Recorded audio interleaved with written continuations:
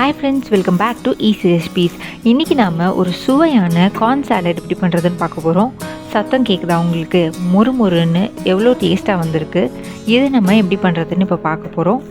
இது குழந்தைங்கள்லேருந்து பெரியவங்க வரைக்கும் சாப்பிடக்கூடிய ஒரு சுவையான ஸ்நாக்ஸ் ஐட்டம். வாங்க இது எப்படி பண்ணுறதுன்னு பார்க்கலாம்.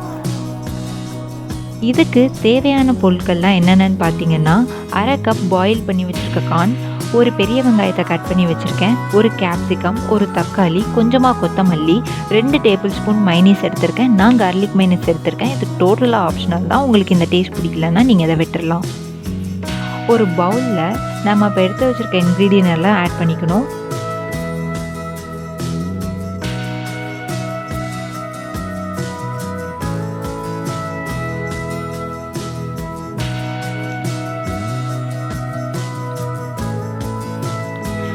இதில் நான் ஆல்ரெடி கார்னில் உப்பு போட்டு தான் வச்சுருக்கேன். மைனீஸில் ஆல்ரெடி உப்பு இருக்கும் அப்படின்றதுனால நான் உப்பு சேர்க்கலை.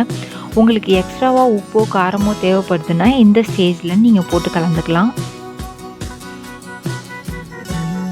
இதில் மைனீஸ் பைண்டிங் ஏஜெண்ட்டாக இருக்குது அப்படின்றதுனால நான் வேறு எதையுமே ஆட் பண்ணல. இதை நல்லா கலந்துக்கோங்க.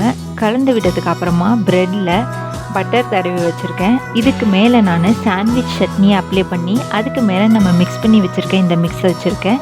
உங்களுக்கு சாண்ட்விச் சட்னி பிடிக்கலை இல்லைனா இல்லை அப்படின்னா நீங்கள் டொமேட்டோ சாஸ் அங்கே தடவிட்டு அதுக்கு மேலே இதை வச்சுக்கலாம். இதை வச்சு முடிச்சதுக்கு அப்புறமா இதுக்கு மேலே சீஸ் ஆப்ஷனலாக போட்டுக்கலாம். ஹெல்த் கான்ஷியஸாக இருக்கிறவங்க சீஸ் அவாய்ட் பண்ணிடுங்க. இல்லை டேஸ்ட் கொஞ்சம் நல்லாயிருக்கும் அப்படின்னு நினச்சிங்கன்னா இதுக்கு மேலே ஒரு லேயர் ஆஃப் சீஸை போட்டுக்கலாம். இப்போது ஒரு தோசைக்கல்லில் நான் இதுலேயும் பட்டர் தான் சேர்த்துருக்கேன். பட்டர் காயிற வரைக்கும் வெயிட் பண்ணுங்கள். தோசைக்கல் காஞ்சோன்னு ஒரு ஸ்பூன் அளவுக்கு பட்டர், சின்ன ஸ்பூன் அளவு நான் பட்டர் போட்டிருக்கேன்.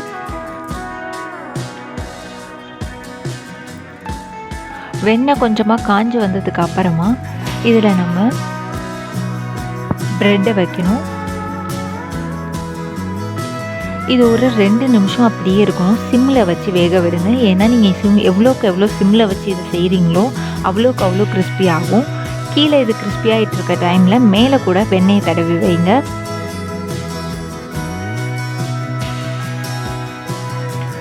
ஒரு நிமிஷமோ 2 நிமிஷமோ கழிச்சு அதுக்கப்புறம் இதை நீங்கள் பரட்டி வச்சுக்கலாம்.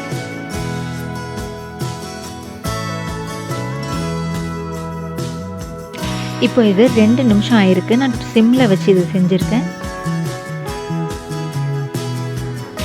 இப்போ இதில் கலர் எதுவுமே வரல, ஆனால் இது வெந்து கிறிஸ்பி ஆகிட்டுருக்கு. அதனால தான் நான் 2 தடவை பரட்டி போட்டு எடுத்திருக்கேன். உங்களுக்கு இப்படிலாம் வேணாம் அப்படின்னு தோணுச்சு அப்படின்னா ஒரே தடவையில் கலர் வர வரைக்கும் ஒரு பக்கம் வச்சுட்டு இன்னொரு பக்கம் திருப்பி அதை வெளியில் எடுத்துடலாம்.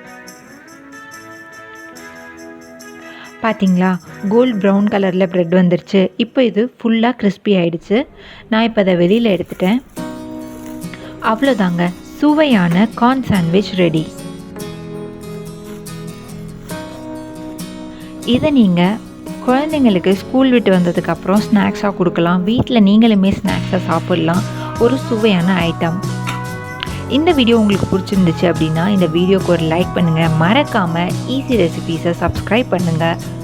அதுக்கு பக்கத்துலேயே இருக்க சின்ன பெல் ஐக்கானை கிளிக் பண்ணி விட்டுட்டிங்கன்னா என்னோடய வீடியோ அப்டேட் எல்லாமே உங்களுக்கு உடனுக்குடனே தெரிய வரும். மறுபடியும் ஒரு உபயோகமான வீடியோவோட உங்களை சந்திக்கிறேன். அது வரைக்கும் பாய்.